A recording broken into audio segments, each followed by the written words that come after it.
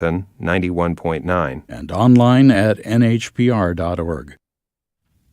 From New Hampshire Public Radio, I'm Peter Biello, in for Laura Kanoy, and this is The Exchange.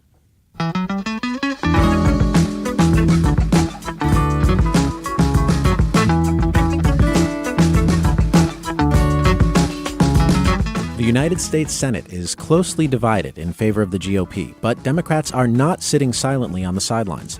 Among those Democrats is Senator Jeanne Shaheen. She's recently announced she'll run for re-election in 2020, and as a member of the Senate Foreign Relations Committee, she's keeping a close watch on volatile situations in Venezuela, Syria, and North Korea. Today on the program, a conversation with Senator Jeanne Shaheen about domestic and foreign policy, and we want to hear from you. What do you want to ask Senator Shaheen? Our number is 1-800-892-6477. You can also email exchange@nhpr.org or post on our Facebook page. Just search for NHPR Exchange. That's all one word. Senator Jeanne Shaheen, thank you very much for being here today. Nice to be here, Peter. We have so much to talk about. We hope it'll be a listener-guided conversation as well. Listeners, again, the phone number 1-800-892-6477. So we'll start the program today talking about something that's on the minds of a lot of Americans today, which is the Mueller report. We're seeing reports that Special Counsel Robert Mueller is close to completing his investigation into Russian interference in the 2016 presidential campaign, whether there was any collusion between the Russians and the Trump campaign. Apparently, this could be closed within the next week or two. So what do you make of that news? Well, I've heard lots of rumors. It's not clear to me, and Robert Mueller hasn't said when he's going to finish the report. So I think the important thing is that it gets finished. He has a chance to pursue all of the leads, all of the concerns that have arisen as he's been involved in the report, and that when the report is finished, that it's made public.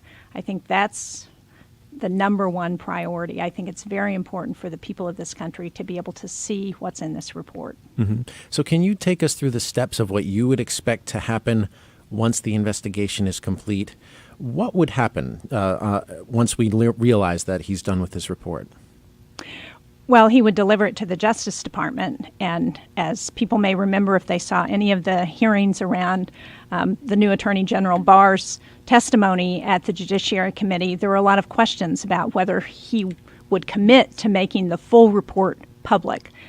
He didn't really make that commitment. I had a chance to ask him about that as well when I met with him, and he said that his inclination would be to make as much public as possible, but there might be information in the report that was classified that might put individuals in danger if it were released, and so he was concerned about that.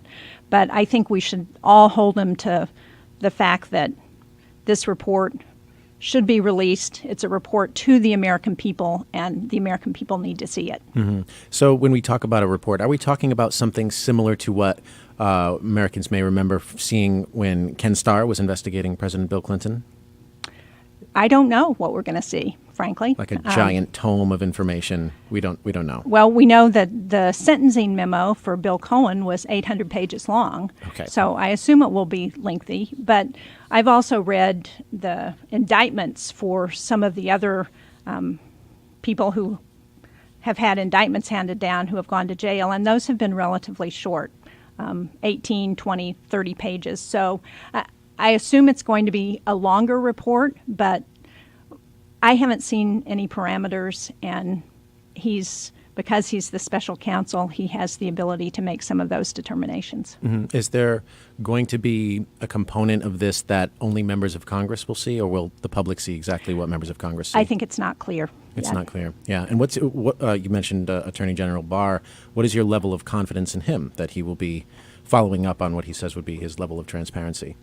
Well, I intend to take him at his word. Mm-hmm. If he does not do what he said he was going to do, then we have the ability to subpoena the report. The House could subpoena the report.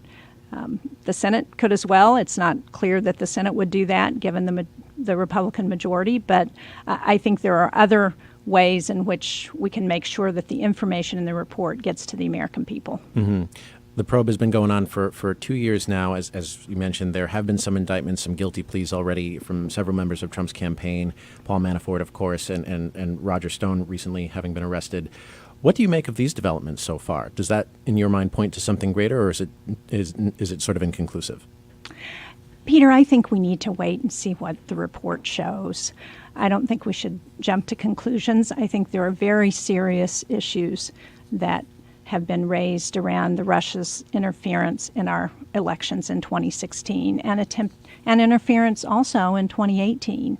And I think it's important to point out to people that when we're talking about interference, we're not talking about trying to change vote totals. There was some evidence that they hacked into some states' voter information lists, but there's no evidence that they changed vote totals. What they have done, and what they've done not just in the United States, but in Europe, in other countries, there's some evidence they've done some of this in Latin America, they have tried to influence public opinion. So they have hacked into people's accounts. There's pretty good evidence to think that they were involved in the WikiLeaks release of emails. And they have tried to sow uncertainty and confusion about the democratic process by trying to exacerbate divisions in the country. We know that they were on Twitter and email and involved in trying to promote Colin Kaepernick in his taking a knee at football games and in opposing what he did. So their goal is to undermine our belief that democracy and our government works. And that's what we need to make sure people are aware of. Mm-hmm. We have a question from Ken regarding voters and voter suppression, voter fraud. Ken said, we hear a lot in the news about voter fraud, but not as much as I believe we should about voter suppression that is happening at both the state and local levels. Another area of concern are voting machines that are not being properly vetted and does not allow for the proper tracking of a vote. That was Ken's remark. And Ken says, what would you do to make sure, from a federal point of view, that all voters have the access they need to have their voices heard and properly counted? That's the comment from Ken. What do you think, Senator Shaheen? Well, I agree with Ken. It's very distressing to see people like Senator Mitch McConnell, who's the majority leader, go to the floor of the Senate and suggest that every American who is a citizen does not have the right to vote. That's a premise of our democracy, that everyone should be allowed to vote, regardless of what your income level is, regardless of your heritage, of where you live. And we're seeing that effort undermined in too many places around the country, and here in New Hampshire, where there is an effort to keep students from voting. That is very distressing. So I think at the federal level, as most people probably understand, states have control over elections, but at the federal level, we have control over federal elections. Mm-hmm. And what we need to do is to make it very clear, I think, in all elections, but certainly in federal elections, that people can't be denied the ability to vote. Mm-hmm. So he also commented on voting machines. I don't know if the federal government could impose some kind of standard on voting machines. Well, there is legislation that would provide additional assistance to states to help with voting machines. Here in New Hampshire, we have a paper trail. That's the goal, is to make sure that every voting machine has a paper trail. So if there is a question about the vote, you can go back and you can look at the paper trail and see how people actually voted. What we need to do at the federal level is to provide some assistance to states. We've done some of that. I think we need to do more. Mm-hmm. You mentioned that this isn't an issue of votes not being calculated correctly, but influence, whether it's on social media. At least not to date. At least not today. At least not to date. So, looking forward to 2020, and given that a lot of people are scared that the disinformation campaign waged by Russia would continue, what could be done to sort of combat this kind of disinformation campaign that sways the votes and stirs up emotions and make people very angry and consequentially not terribly confident in the democratic process?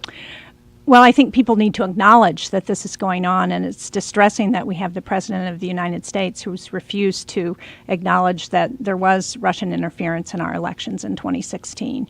So I think it's important for leadership up and down the official ladder to point out that this is a threat. It's a threat to our democracy, and to help make people aware of it, because that's the most important thing. Now, when people get their news from all kinds of sources that aren't always reputable, don't have collaboration or corroboration that often is online and from a friend that the information gets sent. It's very important for each of us to look at the information, to see who's behind it, to see if it's real, and to make decisions based on real information, not based on innuendo or something that's been sent 3 times by different people and we don't know the source. So essentially our critical thinking skills need to step Absolutely. in here. Okay. And we also ought to look at it through our education system. You know, one of the challenges I think we have in our democracy right now is that we no longer provide civics in every school in the country. And that creates real challenges because people aren't sure how the government works sometimes. And we need to make sure that people understand how government's supposed to work, that they understand their rights as a citizen and their responsibilities as a citizen, and that people participate. And one of the exciting things to me since the 2016 election has been the number of people who have come out who want to be part of the democracy, who are concerned about the direction that the country's going, and who want to get involved. And I think that's good for this country. It's good for our democracy. Mm-hmm. Just a few more questions on related to Robert Mueller's investigation. And one is that President Trump's longtime personal attorney, Michael Cohen, is going to testify both privately and then publicly later this week. I was wondering what you expected to come out of the testimony, if anything. I think we will hear more details around some of the issues that have already come up, the illegal campaign contributions. It's not clear to me, and I don't have any inside information. I'm not on the Intelligence Committee, so I don't have any inside information about what else might come up as part of his testimony. Is there anything you will be listening for, wondering if he will say or not say? Well, I would be interested to see if he has any information that suggests collusion between the Trump campaign and the Russians and what happened in 2016. Mm-hmm. Let's go to the phones and talk to our listeners. Again, if you have a question or a comment for Senator Shaheen, our phone number 1-800-892-6477. Let's talk to Elizabeth in Hampton. Elizabeth, thanks for calling. You're on the air. Hi. Good morning. Good morning. This is a different topic, but very concerning. What about life-saving drugs that are made for pennies but are so expensive now? Can you think of anything we can do about that, you can do about it?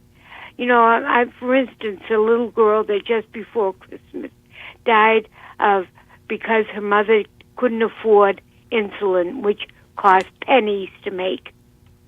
And she's diabetic, and she passed away. Well, Elizabeth, thank you very much for your question. Senator Shaheen. Thank you, Elizabeth. That is a terrible tragedy. My granddaughter has type 1 diabetes, so I know how critical insulin is to making sure that people with diabetes are able to remain healthy. And it's a travesty that we have companies, the major companies who produce insulin, and the product has not changed in almost since it's been on the market, and yet the cost of that insulin has skyrocketed. So I think there are a number of things that we can do to address the high cost of prescription drugs, which is one of the things that's driving the cost of health care. First of all, we need to make sure that people have access to health care, and we need to make sure that that health insurance that's available to people provides for prescription drugs, that it provides for what we have called essential health benefits, hospitalization costs, primary care, the kinds of things that people need on a daily basis. Now, with respect to prescription drugs, there are a number of things that we can do today if we can get agreement. And the Trump administration, the president has said this is one area he wants to see some action in. So I hope that he means that, and he's going to work with those of us in Congress to try and do something. I have legislation that I introduced several weeks ago that would prevent pharmaceutical companies from getting a tax subsidy for their advertising. Direct-to-consumer advertising, what you see when you turn on the television, has increased dramatically in the last 20 years, and the cost have increased as well. And those costs are not only passed along to consumers when they buy prescription drugs, but then pharmaceutical companies are able to deduct those costs off their taxes. So we basically pay twice. So I think we should eliminate those subsidies. We also should allow reimportation of safe drugs from Canada and other countries. We know that we have many people in New Hampshire who go to Canada to buy prescription drugs because they're so much more expensive. We also need to allow the Centers for Medicare and Medicaid to negotiate with pharmaceutical companies for the drugs that are provided through the Medicare program. This is something that was prohibited under the Bush administration when we put in prescription Medicare Part D, and it means that we are not getting the best prices for prescription drugs, unlike the Veterans Administration, which is able to negotiate. And if you talk to anybody who gets their drugs through the VA, they're getting a much lower cost on prescription drugs than people who are on Medicare. So there are a number of things that we could do immediately if we had the commitment and the inclination to do that. Longer term, this has got to be an area that we look at long term, because this is what is helping to drive the high cost of health care. Senator Shaheen, I'll continue on the theme of medical costs, because there's another piece of legislation that you co-sponsored recently, which would allow states to or allow people to opt in to a public option of some kind, to buy in essentially to the state's Medicaid program. Would that address Elizabeth's concern in your view, perhaps with respect to the cost of prescription medication? Well, it would make access to prescription drugs more available, but not necessarily less expensive. Right. Okay. And that's, I mean, we have a two-part problem. One is making sure people have access to prescription drugs when they need it, but the other is addressing the high cost of those prescription drugs. And we know, because we've had some CEOs of pharmaceutical companies who have been indicted because of the way they have driven up the cost of prescription drugs. So this is an area that we've really got to take a look at and see how we can long-term lower those costs. Mm-hmm. But overall, in your view, a public option like this would increase access and would be a lower cost than private sector, and not be a junk plan, in your view. That's right. We don't need any more junk plans that don't provide real health insurance to people. When we passed the Affordable Care Act back in 2009, I supported a public option at that time as another alternative for people, allowing people to buy into Medicaid, which has been so successful in New Hampshire, especially when it comes to treating the opioid epidemic, is something that we can do. I've also signed on to legislation that would allow people to buy into Medicare at age 50. Mm-hmm. So I think there are a number of things that we can do to help expand access to health care, and we need to really be as creative as possible, because what we have seen in the last couple of years is that this administration has sabotaged people's access to health insurance under the Affordable Care Act. They've done that by eliminating the amount of money that's available to try and let people know when enrollment starts. They have eliminated the navigators, those people who were so helpful in helping people to enroll, in a way that has really reduced the number of people who have enrolled in the health insurance. Mm-hmm. Listeners, write in if you have questions as well. If you'd rather not call, our email address is exchange@nhpr.org. But if you'd like to call, 1-800-892-6477 is the number. Rick wrote in to ask, Senator Shaheen, do you believe that Congress can effectively rein in the executive branch before it effectively destroys the representative balance of government in the United States? That's Rick's question. I do. I think one of the encouraging outcomes of the 2018 election was taking back the House for Democrats, which provided some accountability for the administration, and divided government in a way that I think is important to ensure that there is more responsiveness to the American people. There are a number of examples where the president in foreign policy, as Peter said, I'm on the Foreign Relations Committee and the Armed Services Committee. And there are a number of areas in foreign policy where the president has tried to take action, and he has gotten overruled by the Congress. So when he tried to prevent sanctions, reduce the sanctions on Russia, for example, Congress overwhelmingly, in the Senate it was 98-2, passed more expansive sanctions against Russia for their interference in the 2016 election. We've just seen that recently in response to the president's effort to withdraw troops from Syria, that there has been a reaction from Congress that says that's not what we ought to be doing. It's not in the best interests of our foreign policy in the Middle East, and the president has been forced to say that he's going to leave some troops in Syria and work with our allies there. So I do think there are examples that we can point to. I think the challenge is making sure that there is bipartisan support to rein in some of the excesses of this administration. I mean, the other one that I would point to very clearly is building the wall. Mm-hmm. Congress stood up to the president and said, the last Congress that had Republican majorities in both the House and Senate didn't build that wall. And now that we have a Democratic House and a Republican Senate, we're also saying we don't think that that's the best way to provide security at our southern border. So I think that's a very important example of where there has been an effort, a successful effort to rein in what the president's tried to do. Mm-hmm. Though, to Rick's point, what can Congress do to stop the president regarding this wall construction project, trying to use military funds to do it, apart from speaking out and saying, hey, this is going to take money away from the Portsmouth Naval Shipyard or the readiness, the New Hampshire National Guard Readiness Center in Plymouth? You can make those arguments, but apart from that, how can Congress stand in the way? Well, those are arguments that I've made with the rest of the New Hampshire delegation, and there is legislation in the House this week that would overturn the president's emergency declaration. There are a number of states, I think 16 to date, that are filing a lawsuit against the president's emergency declaration. There are several private groups that are doing the same thing. So I think this is an area where the more citizens speak out, the better, to let their elected officials know, whether that be the state legislature, the governor's office, or the federal delegation. Today on The Exchange, we're speaking with Democratic Senator Jeanne Shaheen. She's ready to take your questions as well, so send them by email. exchange@nhpr.org is the address. You can also give us a call, 1-800-892-6477. In the next part of the program, we're going to talk a lot about foreign policy, North Korea, China, Venezuela, Syria.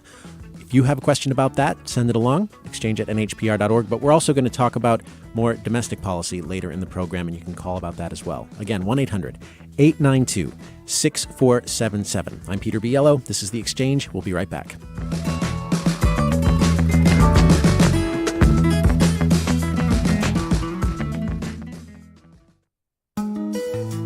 This is NHPR. Good morning. NHPR's award-winning newsroom keeps you informed on issues that are important to you, from statewide energy projects to the comings and goings of political candidates to what's happening in your community. NHPR gives you the news you trust and the programs you love.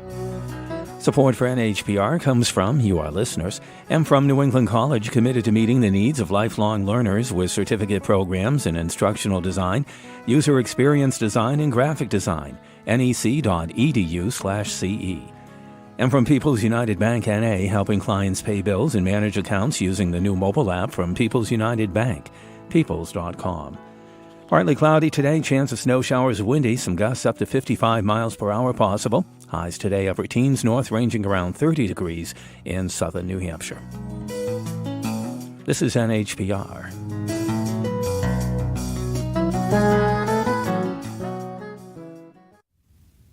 This is The Exchange on NHPR. I'm Peter Biello, and today we're talking with Senator Jeanne Shaheen. And in this part of the program, we're going to be talking about foreign policy. Senator Shaheen is a member of the Senate Foreign Relations Committee. And Senator, let's start with North Korea in this part of the program. President Trump is scheduled to meet again this week with North Korean President Kim Jong Un. They held their first meeting in June, last year in June. A lot made of that summit. But Senator Shaheen, did you see anything of value or substance coming out of that initial meeting? Well, a decline in the antagonizing rhetoric I think was a value. That was helpful. But what we haven't seen is a list of all of North Korea's nuclear facilities. We haven't seen any plan for them to reduce their nuclear weapons. We've not seen testing since that summit. Again, that's a positive sign. But we haven't really seen any efforts to reduce their nuclear arsenal. And the evidence suggests that, in fact, they are continuing to make weapons. Mm-hmm. So what, in your mind, would make for a successful meeting between these two world leaders this time around?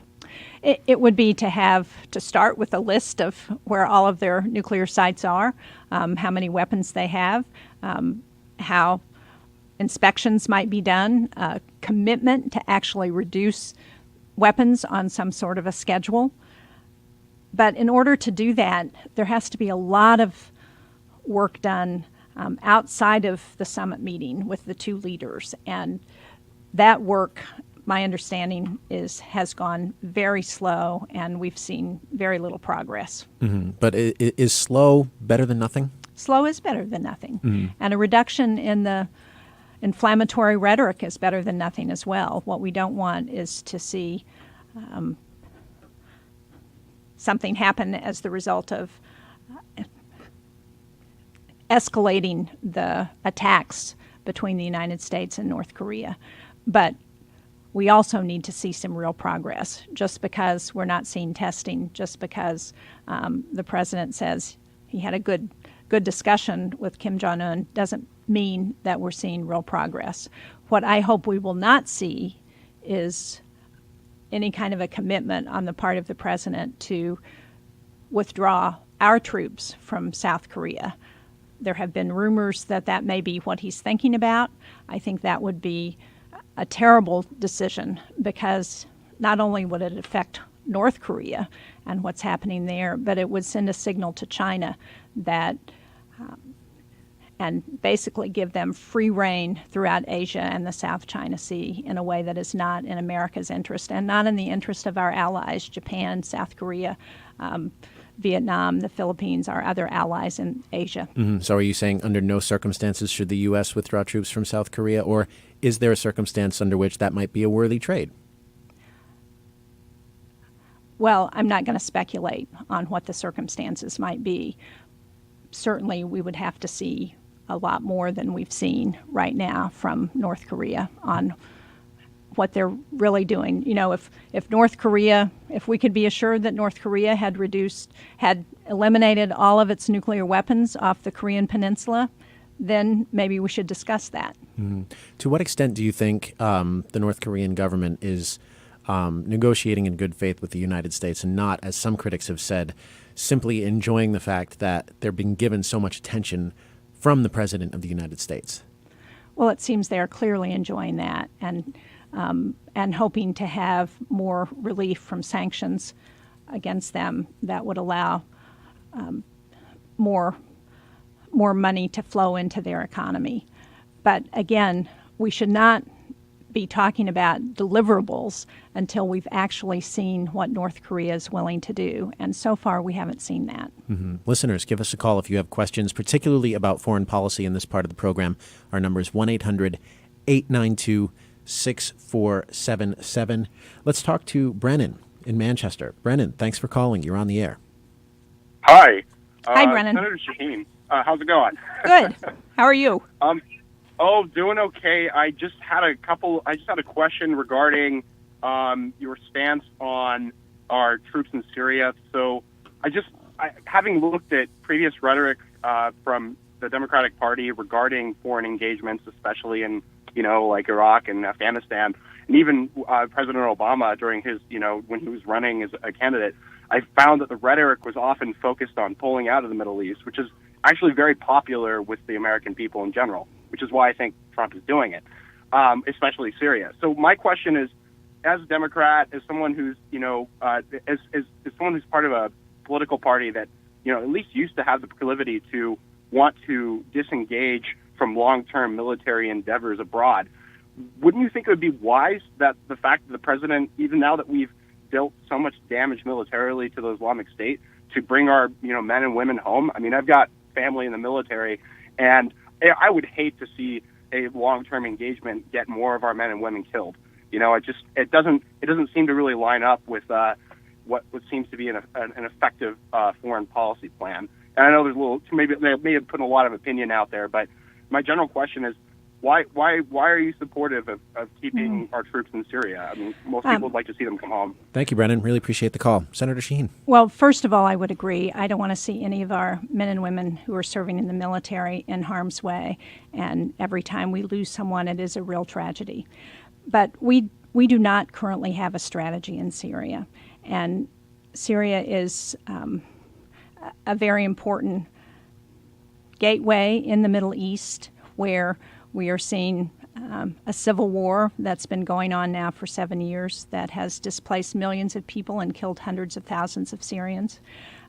It was a foothold for ISIS that happened because we withdrew from Iraq and allowed ISIS to gain another foothold, even though we have basically destroyed the caliphate, which is the land area that ISIS controlled. What we have not done is destroyed ISIS. The estimates are that there are 20 to 30,000 ISIS fighters who still exist in Syria and Iraq. And one of the important efforts of maintaining some troops, both the United States and some of our allies there, is to make sure that ISIS doesn't regain a foothold in Syria as they did after we withdrew from Iraq.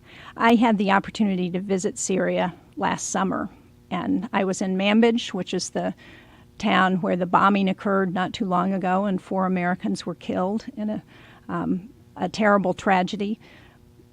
Senator Graham and I were in the restaurant that was bombed and meeting with our troops and meeting with our Syrian Democratic Forces, our partners in Syria. And so it is a horrible tragedy. And what happens when people question our motivation to continue to maintain a presence is that we see that kind of terrorist acts on the part of ISIS and other terrorist groups. So I think one of the things that impressed me very much when I was in that northeast section of Syria was the partnership between our military and the Syrian Democratic Forces in defeating ISIS, the work that they had done.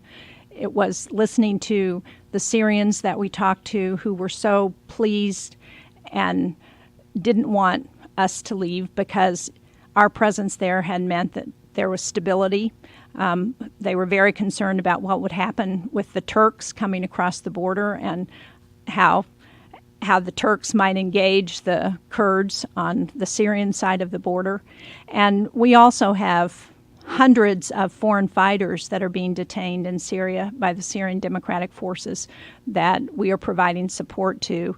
It's not at all clear if we pull out what will happen to those foreign fighters. Right now, we are still trying to negotiate with countries in Europe to take them back. Some countries have been willing to do that, others have not. Among those foreign fighters are 2 of the terrorists suspected in the killing of James Foley and 3 other Americans. The families of the Foley family and the families of the other Americans killed want to see those terrorists brought back to the United States, tried in a civilian court, and brought to justice.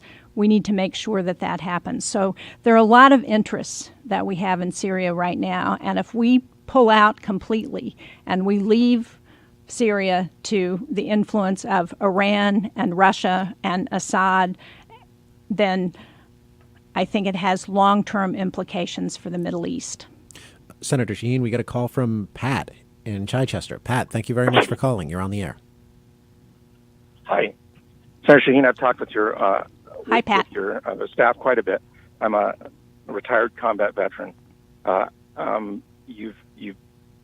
When are you, as my elected representative, either going to authorize or declare our myriad wars in Syria, northern Iraq, Central Africa, Somalia, or bring our troops home under the War Powers Resolution in U.S. Code? You've made mention that you're just waiting for the right time, but we know that the war is illegal in Syria. started by President Obama. I'm sorry, Pat. I didn't President actually Trump. say I'm waiting for the right time. I said I think we have interest there, and it's important for us to maintain a presence in that section of Syria. We have legislation that we worked on in the last Congress. I have actually supported, I did, and when Barack Obama was president, I supported a war powers resolution on Syria. In fact, I was one of 10 people in the Foreign Relations Committee to do that. That never went to the full Congress. I have worked on legislation in the last Congress to do that as well, because I agree, I think it's important for the American people to say clearly to our men and women who are serving that we support these efforts, or if we don't, then let's bring our troops home. Mm-hmm. Yeah, because I think that's what he was getting at, right? The fact that it's been hard for Congress to sort of make a formal declaration of war in all these places that we actually have troops doing that kind of thing. Well, it is, and one of the challenges is getting agreement in the Senate and in Congress on what to do. As I said, I supported one of those resolutions back in 2013, I think, on Syria. That never made it to when President Obama drew a red line and said if the Syrians use chemical weapons, we should go in and take action. I was one of the people who voted to do that. Again, I worked on legislation in the last Congress also around a declaration of war that never got through the committee. So unfortunately, it requires a lot of agreement in order to move forward on some of these issues. Because it sounds like he may be, Pat from Chichester may be addressing a question of executive power in a way, the ability to He is sort definitely, of... it is about executive power. It's also about the will of Congress to take action. Well, that was going to be my question. Is it a lack of ability in Congress to rein in the executive branch, or is it a lack of political will? Well, I think in the last Congress it was an unwillingness on the part of the majority in the Senate to be willing to take action that might not agree with what President Trump was doing. Mm-hmm. And I think the same was true under President Obama, that there was an unwillingness on the part of the members of Congress to conflict with what the president was saying. We got a question from Phil in Rochester who says, I'm very concerned with the way our policy is dealing with Venezuela. Maduro was elected in an internationally supervised, fair election. Phil, some folks may dispute that was fair. The dire economic conditions, Phil continues there, are due in part to U.S. sanctions. The current situation recalls our long history of illegally interfering in the internal affairs of Latin American countries. The U.S. appears to be involved in the overthrow of a democratically elected government in order to gain access to large oil reserves for the benefit of U.S. corporations. Senator Shaheen, what is your position on Venezuela? Well, I share some of your concerns about the appearance that the United States may be trying to overthrow a democratically elected government. However, I agree with Peter that the election of Maduro was not a democratic election. There were there's a lot of testimony to the fact that was not a free and fair election. I think I support the Trump administration's recognition of Juan Guaido as an interim president. And I think we need to see how this continues to play out. I hope that we will be able to send humanitarian assistance to the Venezuelans because clearly the economic conditions are very dire. I don't support military intervention in Venezuela. But I hope that we will continue to take diplomatic action and to work with other countries in Latin America who have been slow in responding to what is obviously a humanitarian challenge in Venezuela. Mm-hmm. Senator Shaheen, we learned recently that President Trump has nominated current U.S. Ambassador to Canada, Kelly Craft, as the next U.S. Ambassador to the UN. What's your reaction to that news? I have worked closely with Ambassador Craft. I think she's done a good job in Canada. I think she has been very responsive and been willing to listen to concerns that have been brought to her, and I hope that she will be willing to do the same thing if she's confirmed as ambassador to the UN. Listeners, we're chatting with Senator Jeanne Shaheen today about a variety of issues. We're going to take a quick break, but when we come back, we'll talk more about domestic policy or foreign policy. If you have more questions in that vein, give us a call, 1-800-892-6477. 1-800-892-NHPR. You can also email exchange@nhpr.org, or you can post on our Facebook page at NHPR Exchange, which is where we are broadcasting a live video of this conversation today. This is The Exchange. I'm Peter Biello. We'll be right back.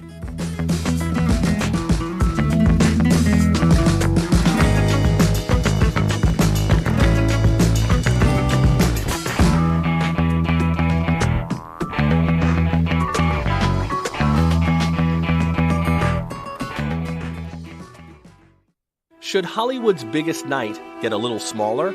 Producers of the Oscars say keeping it under 3 hours might be impossible. There are many awards to give out, including some that could make history. The statuettes, a few regrets, and an audience asking, is it over yet? The Academy Awards, next time on 1A. That's this morning at 10 here on NHPR.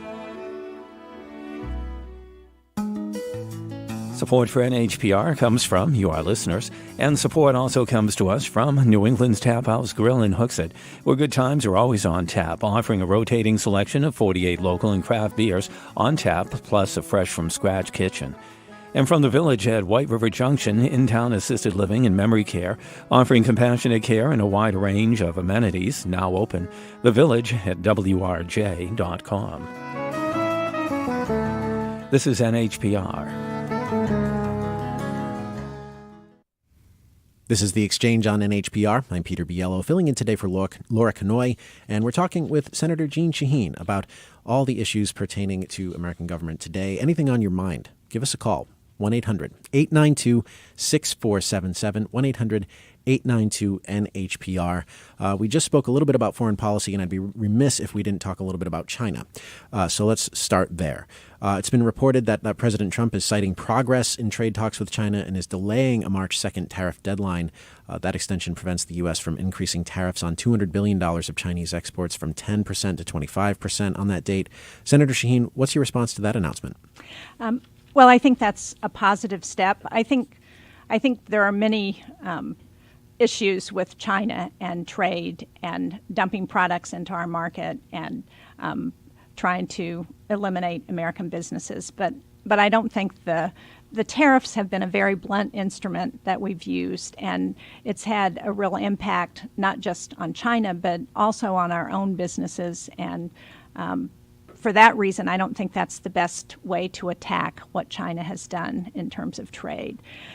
But there's a bigger issue here with China, and I think we have been slow to recognize it. That is the economic power that China has amassed. They will soon surpass the United States as the biggest economy. They have diplomatic and economic assistance initiatives, the Belt and Road Initiative, where they're providing assistance to countries across Africa, across Asia, even into Europe. We're hearing, I had a chance last week to meet with the Prime Minister of Greece, who was talking about China's efforts to come in and provide aid to build a port there. So they are having increasing influence across the world, and we have been very slow to recognize that and to respond to that. The other thing China is doing, along with Russia, is they've developed weapons. This has been public in the last few weeks, hypersonic weapons that we are still developing a response to. So there is a real threat there, and we need to pay more attention to that. You know, people may remember early in January that the Chinese landed on the dark side of the moon, something the United States and no other country has done. And when China was landing on the dark side of the moon, our NASA researchers were not working because we were in a government shutdown. We cannot continue to remain competitive if that's our approach. We've got to understand the threat posed by China and prepare for that. Mm-hmm. So to pay attention to China's growing influence in developing countries, to pay attention to their development of weapons, what does that mean in terms of practical action? Is there a practical action that we should take in conjunction with paying attention to China and what they're doing? There is. We recently passed something called the BUILD Act in Congress that would allow us to be more flexible in how we provide assistance to other countries and how we encourage American businesses to do business in other countries. And we need to do more of that. We also need to look we need to look at and be more focused at the military threats that we face. The National Defense Strategy that was produced last year says very clearly that the biggest threat to the United States now is not terrorism, it's great power competition. It's the threat from China and Russia. And we need to start focusing on how we're going to respond to that threat. Mm-hmm. We have a question from Amy in Derry who wrote to ask, the Health and Human Services Department, at the direction of President Trump, updated Title X. The rule, known as the domestic gag rule, bars Planned Parenthood and any other provider that performs abortions or offers abortion referrals from receiving funding under Title X, which pays for birth control and other family planning services for low-income patients. Amy continues, as a volunteer for Planned Parenthood, I wonder what steps Congress can take to ensure the continuation of these funds and the health services that they pay for. Senator Shaheen, what do you think? Well, absolutely. We need to make sure that the funding under Title X is going as intended to families, that Planned Parenthood can continue to provide those family planning services. And one of the things that we can do in Congress is to make sure that as we're starting the appropriations process, that we don't allow the administration to cut off those funds. They have tried to do this in the last 2 years in the appropriations process. We prevented that from happening, and I have every reason to believe, especially given the Democratic control of the House, that we are not going to let that happen this time. Mm-hmm. Let's talk to Dick in Concord. Dick, thank you very much for calling. You're on the air. Thank you. Hello, Senator. Hi, Dick. Nice to talk to you again. And I was just addressing issues around climate change because, as you know, the Department of Defense recognizes the urgency of addressing climate change. And time is really of the essence because if we allow permafrost releases of carbon, then the game's pretty much over. And a recent book, The Uninhabitable Earth, really outlines this in much the same way that Silent Spring did when Rachel Carson published that book. And I'm just wondering how you think, I know you care a lot about climate change, and I'm wondering how you think we can accelerate both federal and local activities to reduce our carbon footprint drastically in time to prevent these otherwise catastrophic results. Well, thank you very much, Dick. Senator Shaheen. Well, you're absolutely right, Dick. It is an existential threat, and we better start responding to it. Fortunately, in the private sector and at the state and community level, there's a lot of work going on to address climate change, to reduce carbon emissions. And thankfully, that will continue. It's very distressing that the Trump administration pulled us out of the Paris Accords, the climate agreement, and we have, if he does not get reelected, we will have an opportunity to rejoin those accords. Unfortunately, they are not as robust in terms of the response as I think most of us would like to see. We need to see action by some of the other big polluters, China and India. And actually, China is taking pretty dramatic action, much more so than India, to address pollution. But my focus has been on energy efficiency because that's the cheapest, fastest way to deal with our energy needs. It's been something that we've been able to agree on, Republicans and Democrats, in a way that I think allows us to move forward. So while we're continuing to debate a whole lot of other ways to address our carbon emissions, energy efficiency is something that we can do today, and we should continue to do it. So I will continue to focus there, and I know that there are a lot of other efforts that are underway, and I hope that we can get some bipartisan agreement. You know, one of the positive things about the Green New Deal that has been introduced is that it has started a conversation again about the need to respond to climate change and to do it as soon as possible. You know, last year, 10 years ago, we should have been responding, and we need to come together and figure out how we can address this issue to reduce carbon emissions because, as you point out, if we don't take action soon, it's going to be too late. Would you sign on officially as a supporter of the Green New Deal as it's proposed right now? I'm continuing to review it. Mm-hmm. What we need to do is to have it come to the floor.